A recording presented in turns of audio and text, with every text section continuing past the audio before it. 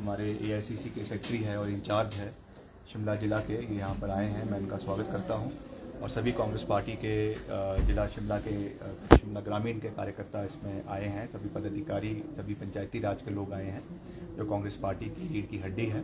और आगामी जो हमारे विधानसभा के चुनाव होने वाले हैं उसमें जहाँ पर हर विधानसभा क्षेत्र में इसके लिए जीत के लिए जो है वो बातें की जा रही हैं, चर्चाएं हो रही हैं, कैसे हमने अपनी जीत को सुनिश्चित करना है। वैसे ही हमने शिमला ग्रामीण में भी ये बैठक करी है जहाँ पर एक सकारात्मक चर्चा शुरू हुई है। अभी इसमें सभी अपने विचार को रखेंगे और हम ये बात पूरी मजबूती के साथ कह सकते हैं, सबके समर्थन के साथ, मैं विश्वास के साथ ये कह सकता हूँ कि हम शिमला ग्रामीण सीट को भारी मतों से आगामी विधानसभा चुनावों में जीतेंगे। उसके लिए विचार विमर्श होगा। आने वाले जो हमारे दिन हैं चुनावों के पहले, उसमें कैसे हमने जो है हमने किलाबंदी करनी है, कैसे हमने हर इलाके में जाकर कांग्रेस पार्टी का झंडा बुलंद करना है, जो हमने विपक्ष में रहते हुए यहाँ के कार्य शिमला ग्रामीण में किए हैं उसके बारे में भी, और पूर्व में जब वीरभद्र सिंह जी की सरकार थी उस समय भी ऐतिहासिक विकास कार्य यहाँ पे हुए हैं, उसके बारे में भी चर्चा होगी। और भविष्य के लिए भी एक रोड मैप तैयार करेंगे जिसमें मैंने खास रूप से युवाओं के लिए जो हमने एक बेरोजगार यात्रा पूरे प्रदेश में चलाई है उसके मुतल्लिक़ उसको शिमला ग्रामीण में भी इम्प्लीमेंट किया जाएगा। उसके साथ साथ एक बहुत बड़ा रोजगार शिविर मैं शिमला ग्रामीण के अंदर हमारी सरकार बनने के बाद आयोजित करूंगा, जिसमें leading pharmaceutical sector, automobile sector और सभी जितने और सेक्टर्स हैं हिमाचल प्रदेश के अंदर वो वहाँ पे आएंगे। और मेरा एक विज़न है कि हमने अपनी सरकार में कम से कम 5,000 युवाओं को शिमला ग्रामीण के अंदर नौकरियां देनी है, जिसके लिए हम वचनबद्ध है, जिसके लिए हम प्रयासत है और इसके लिए हम लोगों के बीच में जाएंगे, युवाओं का समर्थन प्राप्त करेंगे और आने वाले समय में जब हमारी सरकार बनेगी तब हम इन वचनों को पूरा करेंगे। सर, और भी आपने विक्रमादित्य सिंह जी, आपने अपने जो शिमला ग्रामीण के आपके पास लोग आए हैं, एक वादा आपने किया है और आपने ये भी कहा है कि आपको पिछली बार भी जो है बदनाम करने की कोशिश की थी, शगुफे यहाँ पर काफ़ी साल लाते हैं, इस बार किस तरह से मजबूती, क्या आपका नीति रहेगी? देखिए, भाजपा के पास कोई मुद्दा नहीं है, इसलिए वो अलग अलग बातें करते हैं। जब मैंने पिछली बारी भी चुनाव लड़ा था उस समय भी व्यक्तिगत रूप से बहुत टीका टिप्पणी मेरे बारे में उन्होंने करी थी, हमारे आचार व्यवहार के ऊपर जो है बहुत टीका टिप्पणी करी थी, मगर हम डटे रहे, लड़े और जीते। और पिछले 5 साल लगातार मैं क्षेत्र के लोगों के बीच में हूँ, प्रदेश में भी अलग अलग दायित्व के रूप में अलग अलग प्रदेश के अलग अलग क्षेत्रों का भ्रमण करते रहता हूँ, इसलिए जनता मुझे बड़े अच्छे तरीके से जानती हैं, देखती हैं और सोशल मीडिया के माध्यम से भी हम लगातार लोगों से जुड़े रहते हैं। इसलिए इनकी जो ये भ्रामक प्रचार है वो कामयाब नहीं होने वाला है। हम मजबूती के साथ लड़ेंगे, मुद्दों के ऊपर लड़ेंगे। इनको मुद्दे इनके पास है नहीं, इसलिए कभी राम मंदिर की बात करेंगे, कभी कारगिल की बात करेंगे, कभी और कोई बात करेंगे, कभी हिंदुत्व की बात करेंगे। मैं तो खुले मन से कहता हूं कि सबसे बड़ा हिंदुत्व और हिंदुत्व हितैषी सरकार अगर हिमाचल में रही है तो वीरभद्र सिंह सरकार रही है, जो धर्मांतरण का कानून 2006 में लेकर आई, जब किसी भी भाजपा शासित राज्य हिमाचल देश के अंदर उसको नहीं ला पाया था। विश्व हिंदू परिषद के राष्ट्रीय स्वयंसेवक संघ के नेताओं ने जो है वो वीरभद्र सिंह जी का स्वागत किया और उसी राह पर हम आगे चल रहे हैं। हमारा अटूट विश्वास हमारे देवी देवताओं में है। मंदिरों का निर्माण, पुनर्निर्माण कांग्रेस पार्टी की सरकारों में हुआ है, जिसको हम आने वाले समय में आगे लेकर जाएंगे। तो ऐसे जो मुद्दाहीन राजनीति आज भाजपा कर रही है वो हिमाचल प्रदेश के अंदर चलने वाली नहीं है। यहाँ पे लोग सच्चाई के साथ चलते हैं, विकास के ऊपर चलते हैं और जो व्यक्ति सच बात करता है उसको अपना समर्थन करते हैं। और मुझे विश्वास है कि कांग्रेस पार्टी का समर्थन करेंगे शिमला ग्रामीण में भी और पूरे हिमाचल प्रदेश में भी। कार्यकर्ताओं में आपने जोश भरा है और कार्यकर्ताओं को बोला है कि जैसी सरकार बनेगी किसी को इग्नोर नहीं किया जाता है। कितनी महत्वपूर्ण चीजें रहती है खासतौर पर एक कार्यकर्ता की अगर बात करें, जो निश्चित तौर से देखिए, जो लड़ाई लड़नी है जमीन स्तर पे वो तो कार्यकर्ताओं ने ही लड़नी है।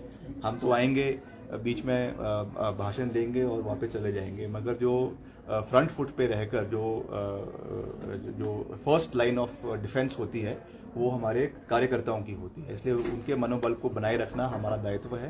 साथ ही साथ उनका ख्याल रखना भी हमारा दायित्व है। चुनावों के समय ही उनका इस्तेमाल ना हो, उसके बाद जब सरकार बने तो उनका हम ख्याल रखें, उनको हम मजबूत करें, ये हमारा दायित्व बनता है। और इसीलिए मैंने ये कहा है कि जब हमारी सरकार बनेगी, जो हमारे फ्रंट लाइन के कार्यकर्ता है, जो बूथ लेवल के हमारे कार्यकर्ता है, हमारे पंचायत कांग्रेस कमेटी के कार्यकर्ता है, उनका ख्याल रखना हमारा दायित्व है और हम उनको ख्याल भी रखेंगे और उनका एक परिवार की तरह उनका उत्थान के लिए हर संभव प्रयास करेंगे। एक वादा भी किया है ओपीएस को लेकर, आपने कहा कि आपने राजीव शुक्ला जी के सामने बात रखी थी ओपीएस को लेकर, जो युवा है उनको रोजगार देने के लिए सर, आपने कहा कि वो वादा पूरा होगा, पहले आपने पूरी चीजें समझी है सर, आपने इसी तरह नहीं, मैंने बिल्कुल समझी है, क्योंकि हम कहीं ना कहीं इसका फेस बने हैं, और जब फेस बने हैं तो दायित्व हमारा बनता है। इसलिए हमने अपने शीर्ष नेतृत्व से ये कहा कि जो भी हम वादा करें, पहले हम कन्विंस हों कि हम उस चीज़ को पूरा हो सकता है। जब हमने अपने जो हमारे फाइनेंशियल टास्क फोर्स है या हमारे और एक्सपर्ट्स हैं, उनसे हमने बात करी, प्रोफेशनल से बात करी, और जब ये देखा कि ये चीज़ पूरी हो सकती है, उसके बाद ही हमने ये वादा लोगों से किया, और अब जाकर हम लोगों के बीच में ये बात जाकर कह रहे हैं, और ये पूरी मजबूती के साथ ये वचन दे रहे हैं कि जब हमारी सरकार बनेगी, ओपीएस की बहाली भी प्रदेश के अंदर होगी, 680 करोड़ का पैकेज भी प्रदेश में युवाओं को दिया जाएगा, जिसमें 10 करोड़ रुपए ब्याज मुक्त ऋण हर विधानसभा क्षेत्र में युवाओं को दिया जाएगा, उनके रोजगार के लिए, स्वरोजगार के साधन को सशक्त करने के लिए।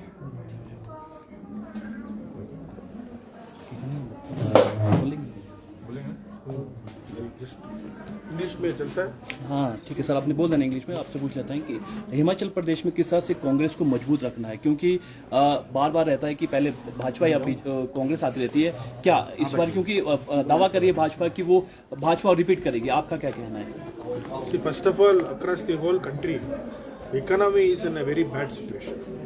And without strengthening the economy, you cannot create employment. And without employment, there is no empowerment. So, BJP, what they are doing is they are diverting based on religion, caste, Ram Mandir and various other aspects, using all sentiments. Sentiments बहुत ज़रूरत है, but sentiments खाना नहीं दे सकता, ठीक है? So, पहला economy को इतना बर्बाद किया है पिछला 8 साल में, ठीक है? दूसरा पॉइंट है, हमारा देश में 65% बिलो 35 ईयर्स है, मतलब ये यंग कंट्री है। यंग कंट्री के लिए दिशा, कौन सा दिशा में हम जा रहा है, वो बहुत इम्पोर्टेंट है। या अभी क्या है, तो युवा लोगों को नौकरी नहीं मिल रहा, सो बिना नौकरी ये लोग पूरा नेगेटिव फोर्स हो सकता है। तो जो भी विकास हुआ है वो 70 साल में कांग्रेस ही लेके आया है। जो भी विकास हिमाचल में हुआ वो भी कांग्रेस चीफ मिनिस्टरशिप से।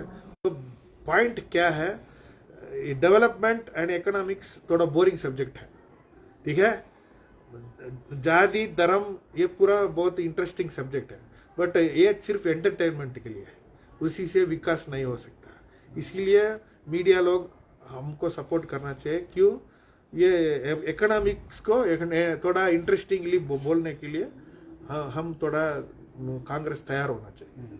दैट इज सो बेसिकली, बिना economic growth there is no employment, बिना employment there is no empowerment. एक चीज जानना चाहेंगे आपसे कि अगर बात कर रहे हैं आपकी कांग्रेस का साथ देनेंगे, पर कांग्रेस में अंदरूनी अगर बात करें, काफी आपसी नेताओं में काफी अंदरूनी रहती है, मेदभाव यहाँ पर रहते हैं। पिछले अभी आपने देखा कि आनंद शर्मा ने भी इस्तीफा दिया है, राजीव शुक्ला ने आज उनको मनाया है, तो ये चीजें आपको क्या लगता है, जनता के बीच अच्छा मैसेज नहीं जा रहा? See, whatever is happening, I feel that it is cleaning the party, ठीक है?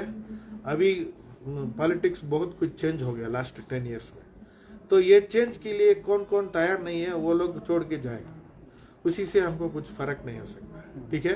Congress is getting ready for the next generation, for the next 10 years 20 years के लिए हम तैयार हो रहा। इसमें जो भी पिछला 30-40 साल गेम खेल दिया वो लोग धीरे धीरे जाएगा। उसे कुछ ना कुछ कारण बोल सकता है, जो छोटा मोटा कारण बोल सकता है, ये ठीक से बात नहीं किया, ये ठीक से बात, ऐसा कुछ छोटा मोटा कारण बोल के निकलेगा, ठीक है? तो that is not a big issue. हमारा बस युवा नेता लोग आ रहा है, बहुत लोग जोड़ने के लिए सोच रहा है। क्यों? बिना कांग्रेस विकास नहीं है, बिना विकास नौकरी नहीं है, बिना नौकरी एम्पावरमेंट नहीं है। सो यही मुद्दा के ऊपर हम ध्यान देना चाहिए, ठीक है? Thank you so much.